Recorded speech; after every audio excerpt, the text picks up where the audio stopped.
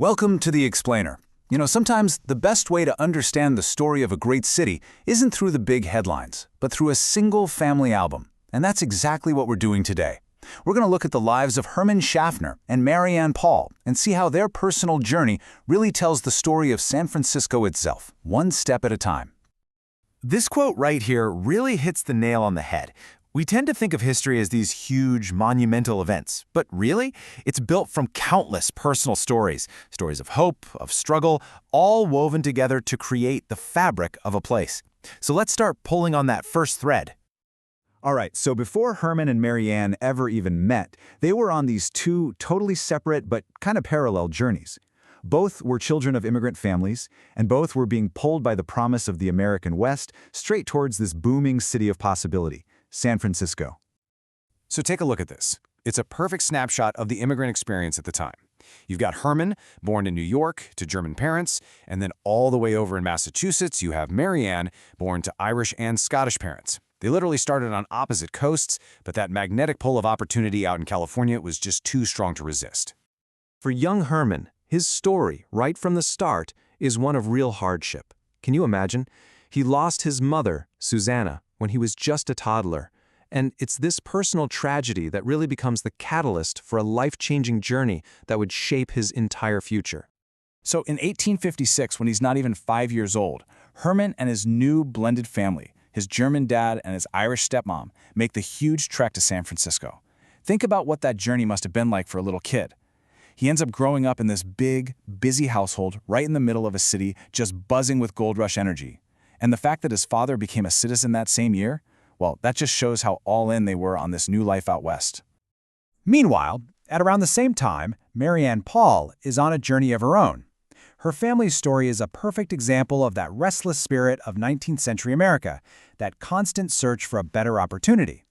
They were definitely not a family that stayed in one place for very long. Let's just trace this path for a second. They start in Massachusetts, then they're off to Chicago, and then they make that final massive leap to San Francisco.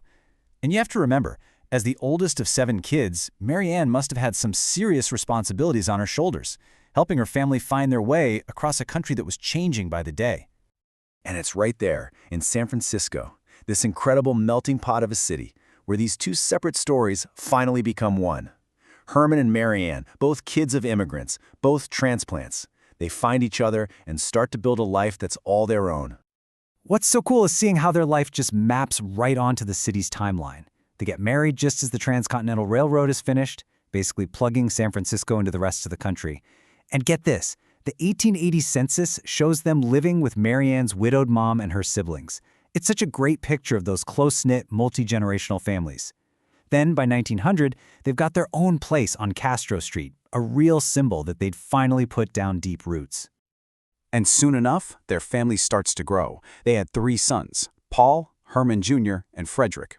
Now, unlike their parents, these boys weren't transplants from somewhere else. No, they were native San Franciscans, born and raised in the city their family now called home. Herman's career path is just fascinating. He starts out as a bookbinder, which is a really respectable, skilled trade. But he doesn't just stop there.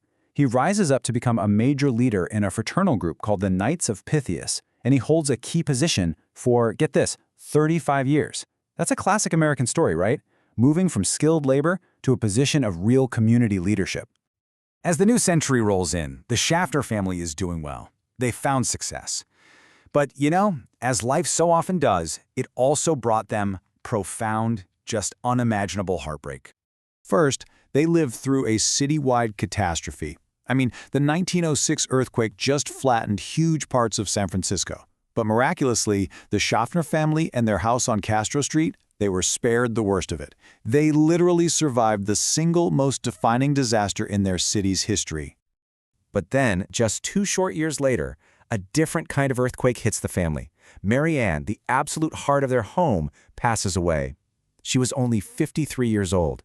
It's like the tragedy that the citywide disaster had spared them was delivered right to their front door. This death notice from the local paper, it's just so telling. It calls her the idolized wife and loving mother. You can just feel the weight of their grief in those few words. She was clearly the anchor of their entire world. Despite this incredible loss, Herman just kept going. He poured himself into his work and his community service, and he remained a pillar in his fraternal order. And eventually, he did find companionship again, marrying twice more later in his life. So, after all the good times and the bad, after all the triumphs and the tragedies, what is the lasting legacy of Herman and Marianne Schaffner? What did they really leave behind? Well, a huge piece of Herman's legacy was his work with the Knights of Pythias. We have to remember, this was before modern social safety nets. These fraternal groups were the absolute backbone of civic life. They provided community, support, everything. And Herman wasn't just some member, he was a leader for 35 years, actively shaping his community through service. And we're not just talking about a local figure either. When he died in 1921, his obituary called him one of the most prominent Knights of Pythia in the United States. I mean, that's a remarkable achievement for the son of a German immigrant who started his career as a humble bookbinder. And that legacy, it didn't stop with him. It lived on right through their sons. Paul, Herman Jr., and Fred all became successful professionals in the city. A manager, a salesman, a bank teller. They were the living proof of that solid foundation their parents had worked so hard to build, now part of the San Francisco business community. When you step back and look at the whole picture, their story really is the American dream, distilled. It's a journey from immigrant roots to becoming a stable, respected family.